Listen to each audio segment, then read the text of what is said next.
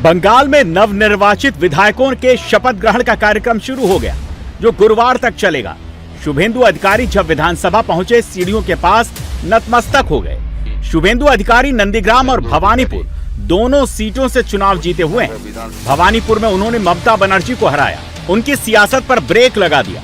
भवानीपुर में उनकी जीत का मैसेज पूरे बंगाल में पहुंचा, लिहाजा उन्होंने नंदीग्राम की सीट छोड़ दी और भवानीपुर के विधायक के तौर पर शपथ ग्रहण किया।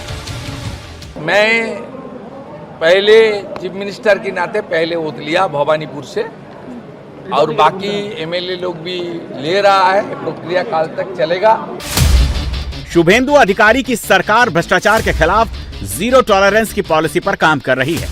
शुभेंदु अधिकारी ने 3 बड़े मामलों में सीबीआई जांच को मंजूरी दे दी है।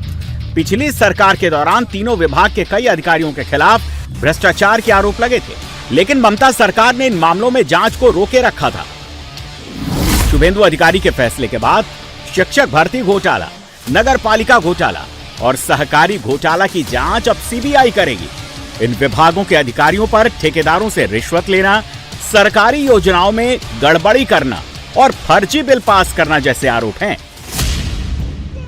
इस फैसले से हाई प्रोफाइल मामलों में लंबित जांच और कानूनी कार्रवाई में तेजी आएगी और सार्वजनिक संस्थानों और सरकारी सिस्टम के दुरुपयोग में शामिल सभी लोगों पर कड़ी कार्रवाई की जाएगी। फैसले नीतिगत और भ्रष्टाचार के खिलाफ ही नहीं हो रहे, लोगों को राहत देने का काम भी तेजी से चल रहा है। बंगाल में विधवा भत्ता, बुढ़ापा भत्ता और विकलांगता भत्ता 1000 रुपए से बढ़ाकर 2000 रुपए करने का आदेश दे दिया गया है। इस फैसले से लाखों लाभार्थियों को सीधा फायदा मिलेगा। बंगाल चुनाव के दौरान टीएमसी की तरफ से मछली भात का मुद्दा खूब उठाया गया। कहा गया कि बीजेपी की सरकार बनी तो बंगाल में मछली भात पर बैन लग जाएगा, लेकिन नई विधानसभा की पहली कार्रवाई में विधायकों के लिए दोपहर में भोजन में चावल, मछली, दाल, आलू भुजिया और सब्जियां परोसी गईं।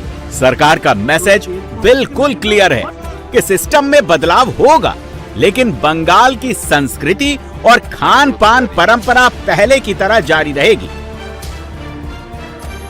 बंगाल में टीएमसी का जुड़ा सिंडिकेट टोल बूथ से भी अवैध कमाई करता था।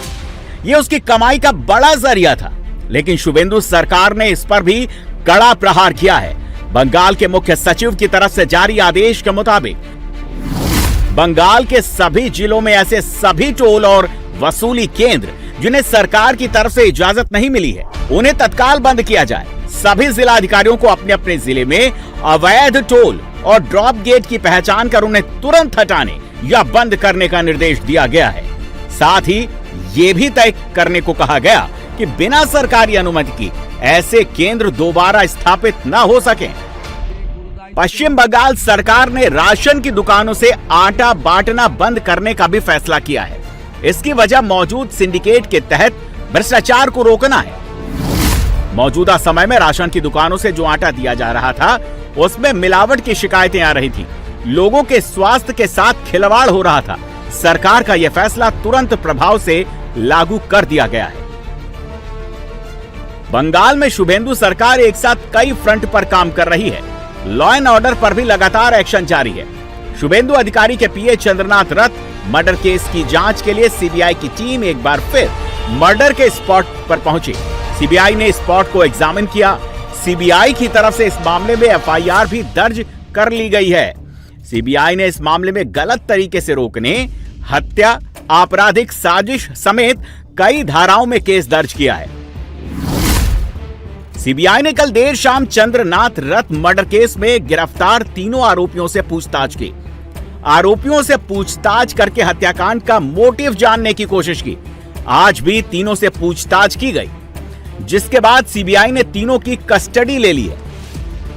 मंगलवार को असम के सीएम हिमंता बिस्वा शर्मा ने सीएम पद की शपथ ली थी। बाद में उन्होंने शुभेंदु अधिकारी के साथ अपनी एक ऐसी तस्वीर पोस्ट की जिसकी खूब चर्चा हो रही है। ट्वीट में हिमंता ने लिखा, bad days for you know who. इस ट्वीट में उन्होंने पश्चिम बंगाल के सीएम शुभेंदु अधिकारी को टैग किया। सीएम हिमंता के इस पोस्ट पर जवाब देते हुए पश्चिम बंगाल के सीएम शुभेंदु ने लिखा, नो प्राइज फॉर गेसिंग, आई गेस।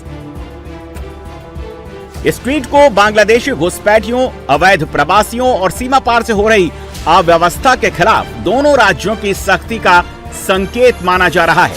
असम में हिमंता सरकार पहले से ही डिटेंशन कैंप और घुसपैठियां रोकने के सख्त कदमों के लिए जानी जाती है। अब बंगाल में शुभेंदु अधिकारी की सरकार के साथ दोनों पूर्वी राज्यों के बीच सहयोग बढ़ना तय है। मैसेज क्लियर है कि बीजेपी शासित स्टेट मिलकर काम